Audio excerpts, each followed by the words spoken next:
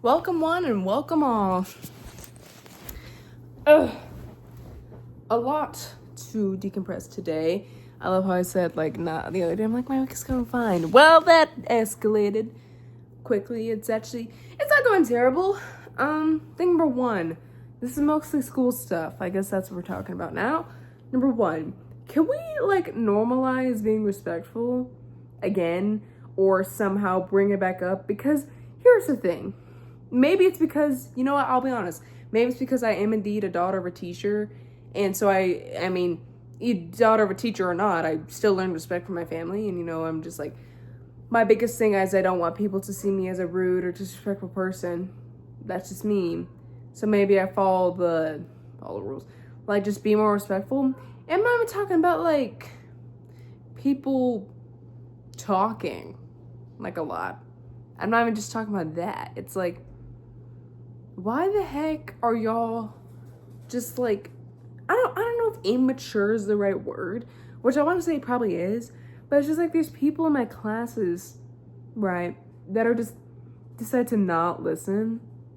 And I'm not talking just don't listen to the teacher and just do whatever they want. I'm talking about especially in my science class, these people are just talking and yapping the whole time and playing games and doing whatever else besides that, and then they always come up to me because I'm the all-knower of things.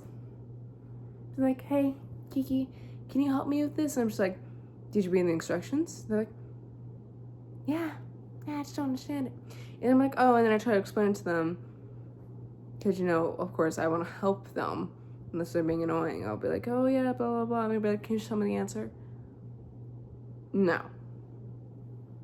That's not just me, I know that sometimes it is hard for people to be respectful because maybe they have a short, attention span or something, or maybe it's generally just hard for them to be respectful. That's one thing. But for you to just completely ignore the teacher, not respect what they're doing, their materials in their classroom, just overall just be loud and noisy, and then personally come up to me when you don't understand something, when that whole time the teacher was trying to help you because that is indeed their job. That is no one's fault but your own. That's statement number one. Number two, I live in the good old South. So, that means phone law, which personally, again, I don't really see this as a problem. I wasn't really on my phone without the phone law, unless if I was allowed to or I was at lunch. So really nothing different for me. Again, it is different for other people. But are y'all teachers blind? What I mean by that is there will be people obviously on their phone, and I guess you're like, Kiki, obviously you can see. I'm they're on their phone writing for the teacher, and the teacher's just I get if you don't care. If you don't care, I don't care. But these teachers will be like, I don't want to see you on your phone. And then they make this whole rant about not being on people being on their phone and being respectful. And then when someone's on their phone, they don't care. It's more so just annoying than actually a problem. And I just think it's funny because these teachers are being like, I don't want to see phones. No exceptions. And then there'd be a person on their phone with the volume all the way up and accidentally played a video and they'd be like, sorry. Completely out in front of them. The teachers are just it's butterflies. Okay. Third and foremost. I am in yearbook. What does that mean? Basically my job as a photographer is to take photos of the pages and the, I guess, groups of individuals and clubs that I'm assigned to, take photos, edit them, upload them into where we make the yearbook.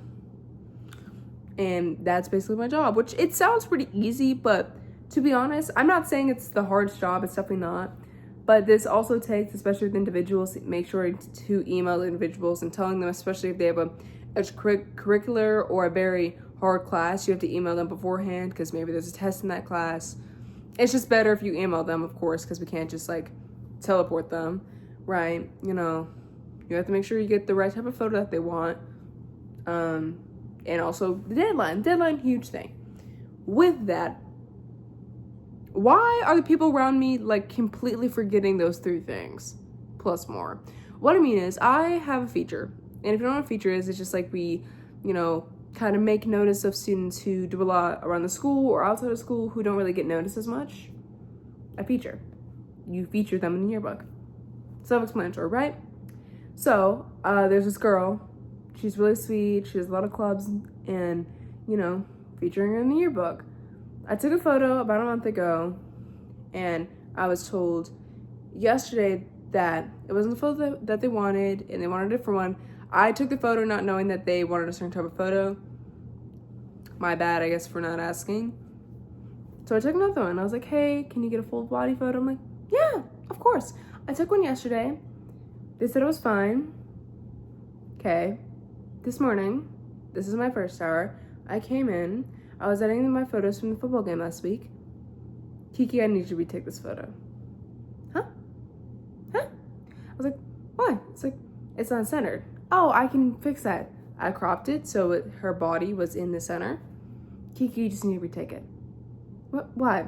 And then they gave me a whole list of things that are reasonable things to do. Again, which is fine. I just wish they told me or made it more clear to me beforehand. Because this is due tonight, as in Wednesday, October 1st, tonight. And I didn't know that there's this whole list until this morning.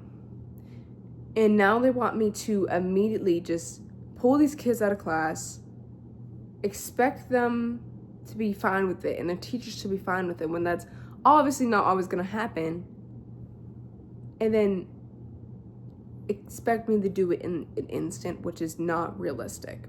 Again, I would have been fine with it if they told me what type of photo they wanted beforehand, told me just the layout and the design so I knew, and also if they did it before the deadline. That would all make sense to me. But no, that's only one feature. My other feature, same problem but different. They're asking me to do something again that is due tonight, that nobody told me about, that nobody was working on until 2 freaking seconds ago, and just expect me to fix everything.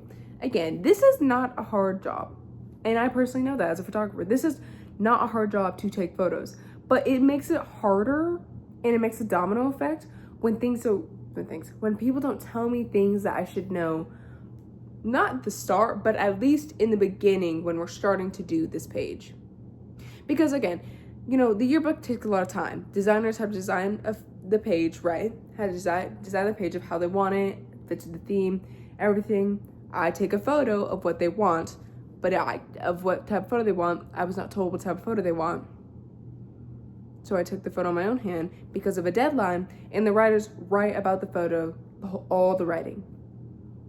Nobody told me anything. They told me, this is who you have to take a photo for. I was like, okay, what type of photo would you like? They told me what photo they would like. I took that photo. Kiki, you need to change this. All I asked for is just more clarity and information on what you want me to do, because that is all I rely on. All I want is to get these done and edited for you so you can get it in quicker, so the page can be done, so we do not have to worry about this in freaking February, right? I want to get it done by the due date instead of having to worry about months and months after. And the thing is, I'm not blaming anyone, and I know it seems like I am, but I'm really not trying to. I just want better communication, and maybe I should have also communicated better about maybe not understanding, which I get that, and I will fix that. But it's just like, communication is a two-way thing, I mean, this is different, but with a person, this is a two-way thing, right? Like, I'm not going to be communicating with someone and them not answering me. That's like communication. That's me talking to a white wall. Okay?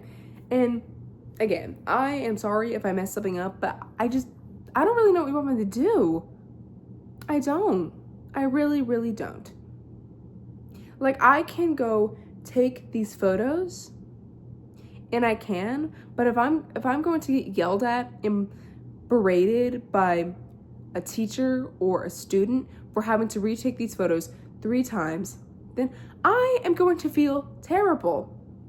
I'm going to feel terrible. And that's, I don't know, I'm going to feel terrible. And I'm also may get yelled at because they're like, Kiki, why aren't these photos in?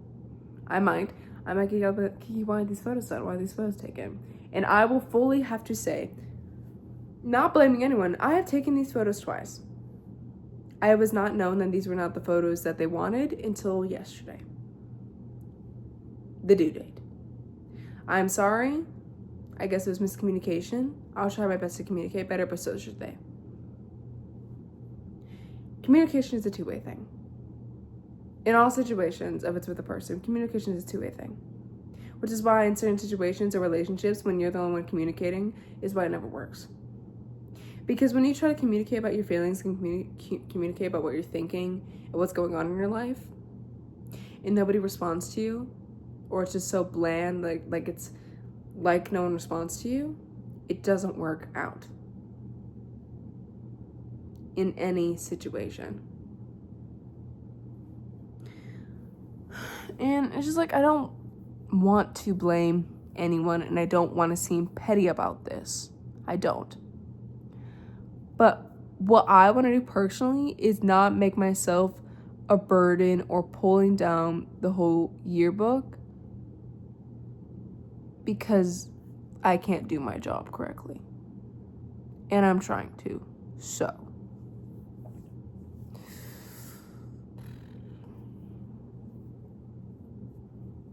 Yeah. I don't know. That's what I felt. That's like the worst part of my week. I'm doing fine though. My school work is fine. Besides that, I don't know. Am I in the wrong? Am I